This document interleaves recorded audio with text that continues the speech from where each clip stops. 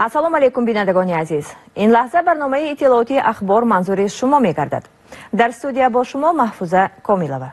Raisi viloyati Sug'd Rajabboy Ahmadzoda bo rahbariyati Riyosati hifzi muhiti zisti viloyati Sug'd va sardoroni idorahoyi hifzi muhiti zist dar shahru noyaho jalasai kori doir namud ki dar masoili muhim dar samti hifzi tabiat, olami nabototu hayvonot, tozagi muhiti atrof va ijroyi korhoyi sabzu xuramgardoni mavridi tahlil va barasi qaror giriftand.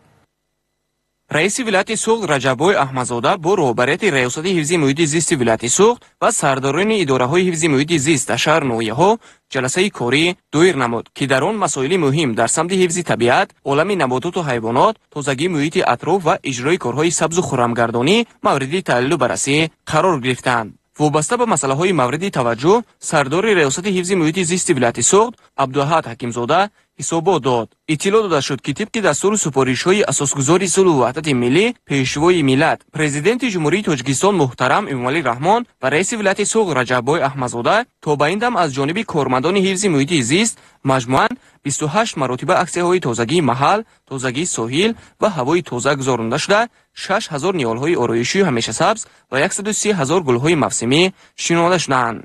Инчунин майдони 83 гектар партовгоҳҳо дар шаҳр ноҳияҳои вилоят рӯйпӯш карда шуда, атрофи партовгоҳ дар ноҳияи Шаҳристон панҷарабандӣ гардидааст. Пас аз шунидани ҳисобот, раиси вилояти Суғд Раҷаббой Аҳмадзода баён дошт ки ин ҳама тадбирҳо дар шароити кунунӣ ки бемории сироятии коронавирус COVID-19 кулли сайёра аз ҷумла ҷумҳурии Тоҷикистонро низ ба ташвиш овардааст, қаноатбахш нестанд. Зеро бояд дар чунин шароити густариши пандемия, бахусус дар фасли гармо ки хуруҷи бемориҳои сироятӣ бештар ба назар мерасад, бояд тадбирҳо боз ҳам ҷонбок карда шуда ба масъалаи тозагии кӯчаву маҳаллаҳо, боғҳои фарҳанги фароғатӣ ва соҳили дарёҳо эътибори хоса зоир гардад. Маврид ба зикр аст ки то ба ин дам ба Раёсати ҳифзи муҳити зисти вилояти Суғд 7,5 миллион сомонӣ маблағ ворид гардидааст ва нақшаи солонаи пардохтҳо наздик 18 миллиону 200 ҳазор сомониро дар бар мегирад. Раиси вилоят Раҷаббой Аҳмадзода бо назардошти имконоти васеъ ва бо таҳияи лоиҳаву ҷалби сармояҳои хориҷӣ зарур шуморид ки бояд дар шаҳру ноҳияҳо корхонаҳои коргарди партов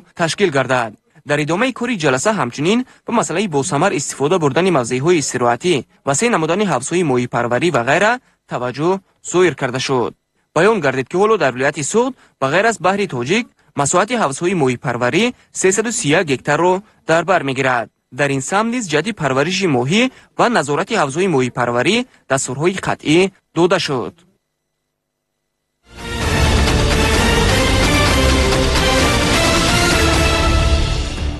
раиси вилояти Суғд Раҷаббой Аҳмадзода бо мақсади огоҳӣ пайдо намудан аз вазъи пешгирии хуруҷи бемории сироятии коронавирус, вусъати корҳои кишти баҳорӣ, раванди корҳои созандагиву бунёдкорӣ ба ифтихори 30-солагии истиқлолияти давлатии ҷумҳурии Тоҷикистон бо раисони як қатор шаҳру навоҳӣ суҳбати телефонӣ анҷом дод.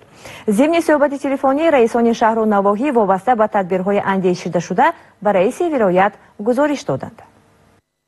дар асоси ҳидоятҳои асосгузори сулҳу ваҳдати миллӣ пешвои миллат президенти ҷумҳурии Тоҷикистон муҳтарам Эмомалӣ Раҳмон, раиси вилоят Раҷаббой Аҳмадзода бо раисони шаҳру ноҳияҳои Айнӣ, Панҷакен, Шаҳристон ва Кӯҳистони Мастчо суҳбати телефонӣ анҷом дод.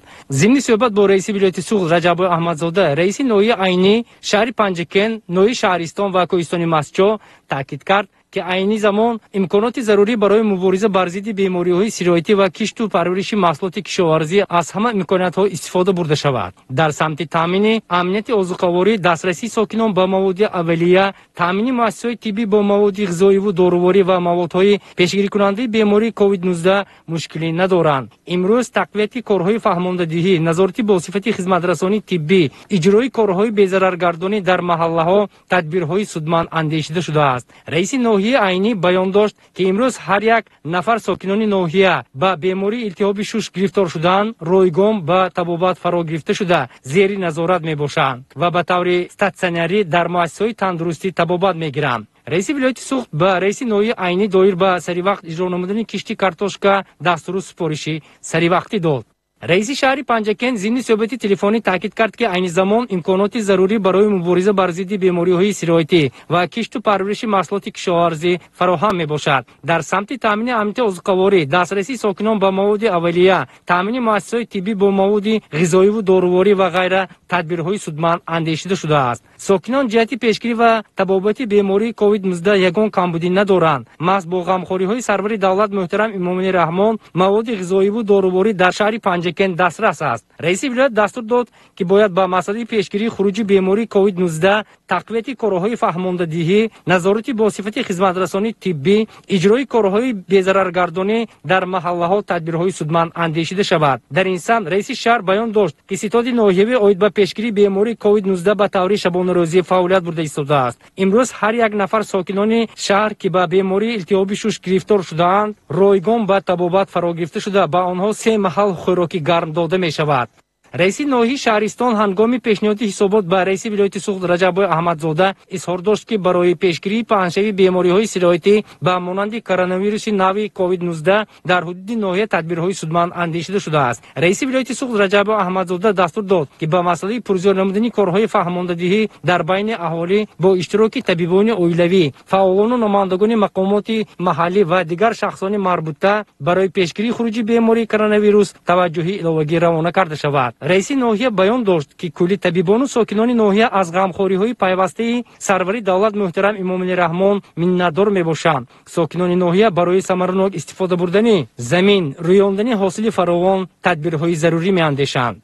در صحبت تلفنی رئیس ولایت سوخت رجب احمدزاده با رئیس ناحیه کوهستان مسچو مسائل تقویت کارهای مبارزه با اپیدمی کووید 19 گسترش کارهای فهماندهی از جانب طبیبان اولیوی، وسعت کشت و کار در صحرا، ذخیره مواد خوراک و تقویت کارهای سازندگی دستورهای مشخص داده شد. رئیس ولایت دستور داد تا که ساکنان پیش از همه قاعده‌های گیگین شخصی را رعایت نموده در جایهای جمعیتی و سیر آدم گشت و گذار ننمایند. در سمت کشتی محصولات پالیزی نیز اعتباری خاصه ظاهر کرده شد و تاکید گردید که باید از یک زمین 2-3 مراتب حاصل به دست آورده شود. در جریان گفتگوی تلفنی رئیس ولایت دستور سپارش‌های اساسگذاری صلح و وحدت ملی پیشوای ملت محترم امام رحمان را به رئیسان شهر و نواحی عینی، پنجکن، شهرستان و ناحیه کوهستان مسجد رسانده بیان داشت که برای اجرای آن مسئولین باید همه‌جانبه کوشش به خرج دهند. رئیس ولایت همچنین قید نمود که در برابر طبیبان اولیوی همچنین رئیسان جماعت‌ها گردش خانگی را به راه مانده بهره سالمی جامعه سهمگذار باشند.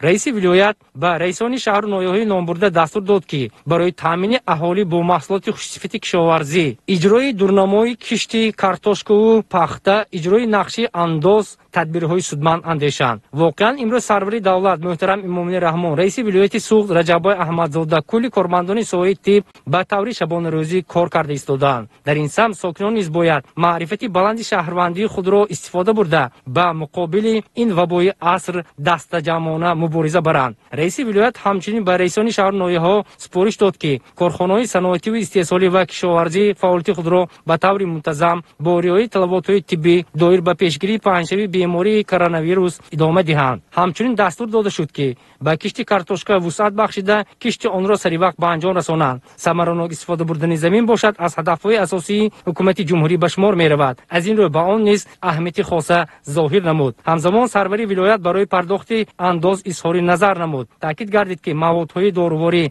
دیگر لوازماتی که برای پیشگیری بیماری کووید 19 روانه گردیده است دسترسی اهالی و مؤسسه‌های طبابتی کرده شود.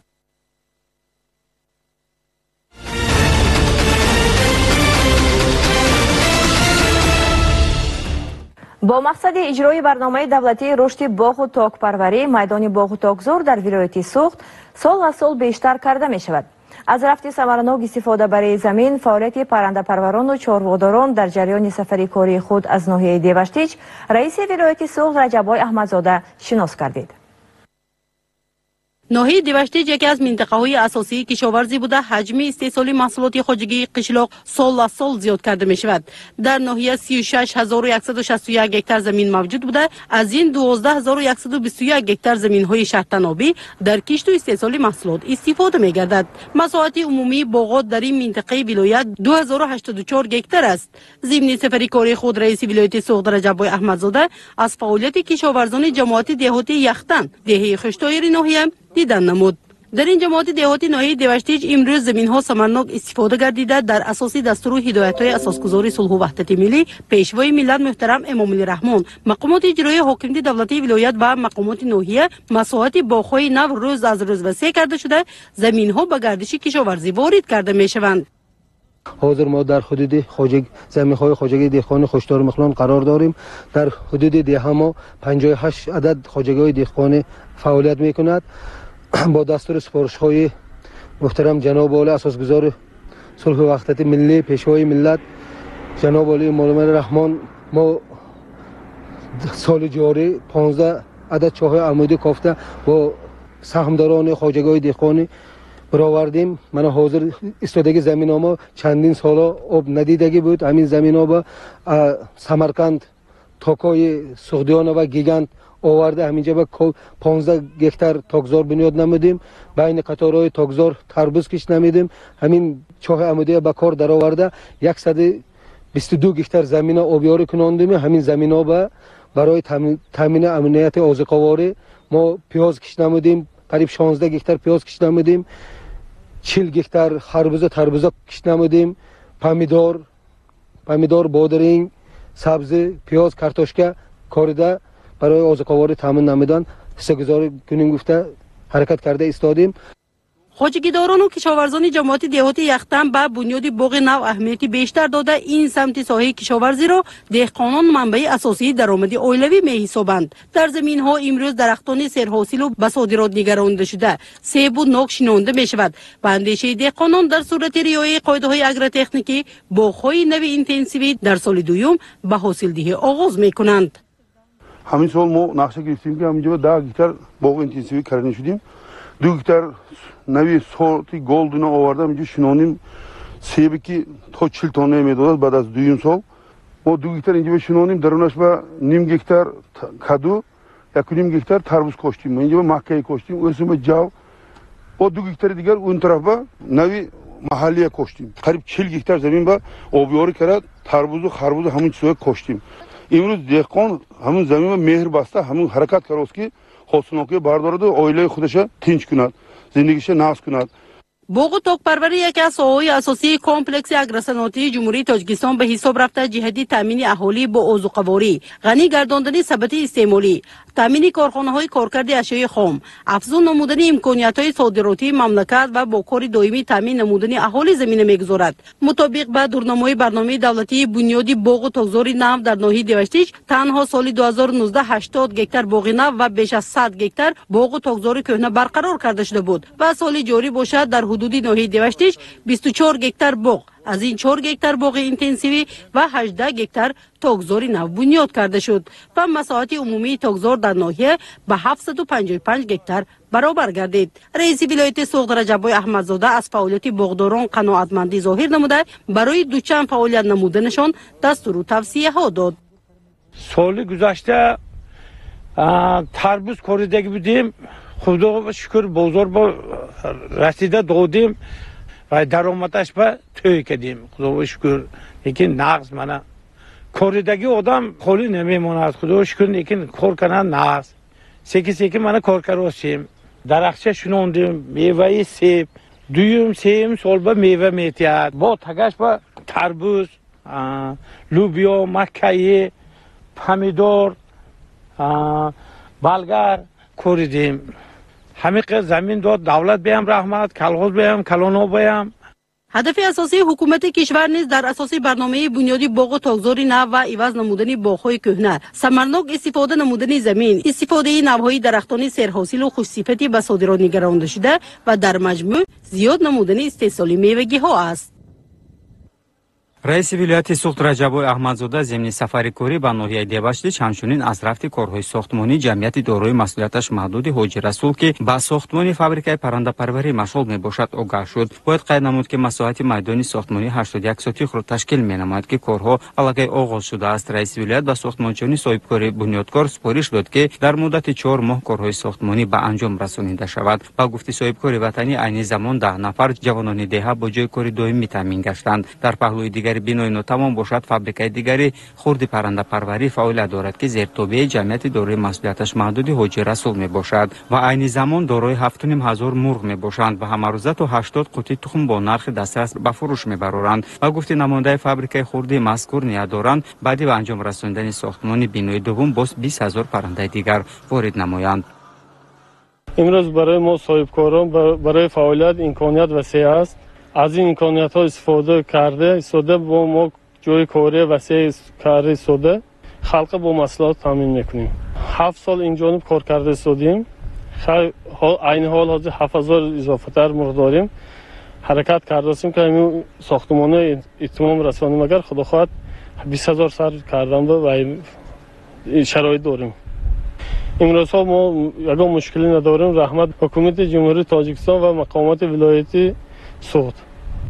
чорводорӣ яке аз бахшҳои асосии деҳот ба шумор рафта қисми зиёди сокинони деҳаҳо ба чорводорӣ машғул мебошанд. дар ноҳияи дебаштиш низ дар баробари сокинон соҳибкорони ватанӣ нияти бунёди фермаи чорвои калони шоҳ дор карданд ки қисман бинои зарурӣ сохта шудааст. раиси вилоят ба сокинону муассиси ин макон гуфт ки чорводорӣ дар деҳот ба иқлими кишвар хеле мусоидат мекунад ва барои рушди соҳа имкон доранд биноҳои иловагӣ сохта барои зиёд кардани шумораи чорвои калони шоҳдор истифода баранд. ва гуфти Илҳом Сидиқов, директори ҷамъияти дорои масъулияташ маҳдуди Нури Дойлон, айни замон фермашон дорои 350 тан чорвои гӯшти мебошад ва бо шаҳри Красноярски Федератсия Россия шартномаи тарафайн баста маблағро пардохт карданд ки дар рӯзҳои наздик бояд аз Красноярск 120 тан чорвои калони шоҳдори зотӣ ворид карда шавад. раиси вилоят супориш дод ки тамоми чорвои воридшударо духтурони бойторӣ назорат намоянд. ҳамчунин гуфта шуд ки барои фасли зимистон аз имрӯз хӯроки чорво захира намоянд ва гуфти соҳибкор Илҳом Сидиқов ният доранд бо риояи меъёрҳои стандартӣ 65 000 мурғи гӯшти бройлер ворид намоянд ки дар ин маврид метавонанд шумораи коргаронашро аз 20 ба 50 нафар расонанд.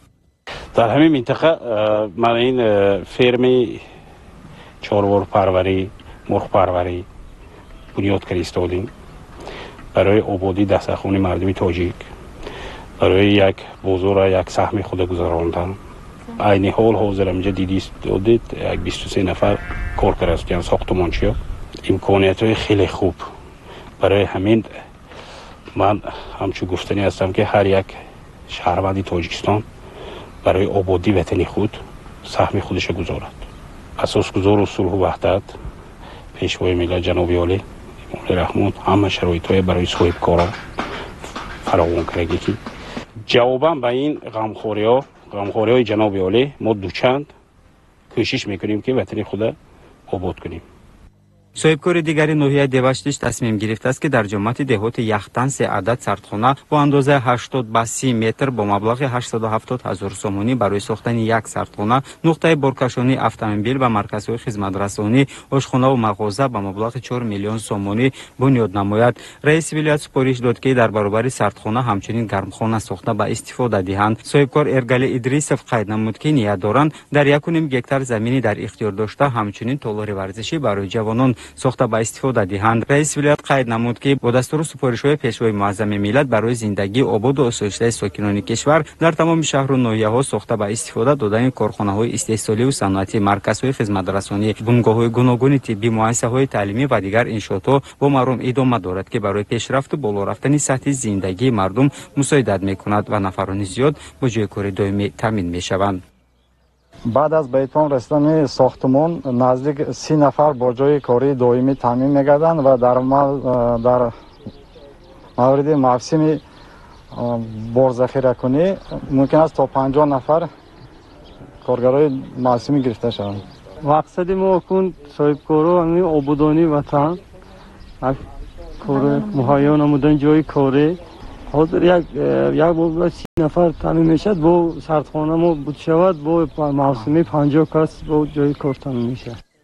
раҷабой аҳмадзода земни сафари корӣ ба ноҳияи деваштиш аз тарзи истифодабарии заминҳои назди сокинон огаҳ шуд. Фахриддин Шукуров дар 6 сотиқ замини назди худ бо фарзандон картошкаву карамсабзиву пиёз ва дигар маҳсулоти кишоварзиро шинондааст ва мегӯяд ки дар бозор албатта фаровонӣ аст, аммо маҳсулотро дастрас кардан мумкин аст. раис вилоят барояш гуфт ки кӯшиш кунанд аз замини худ дар як мавсим 3-4 ҳосил ҷамъоварӣ кунанд ки ба баланд бардоштани иқтисодии оилавӣ кӯмак мерасонад. амаки Фахриддин ки 68 сол дорад борад мегӯяд ки пешвои муаззами миллат дар яке аз баромадҳояшон қайд намуданд ки дуруст истифода бурдани ҳар порча замин метавонад оиларо аз ҷиҳати солимӣ ва иқтисодӣ мустаҳкам намояд. маҳз бо пайравӣ ба ин гуфтаҳои асосгузори сулҳу ваҳдати миллӣ пешвои миллат муҳтарам эмомалӣ раҳмон дар замини назди ҳавлигии худ имсол 5 намуд маҳсулот коштем ва умед дорем ҳосили хуб мегирем. сокини дигари ҳамин ноҳия дар замини назди ҳавлигии худ бештар лубиёгиву лаблабо ва картошка коштааст ва мегӯяд барои мо ба муҳоҷират рафтан лозим нест, зеро дар баробари замини назди ҳавлигии худ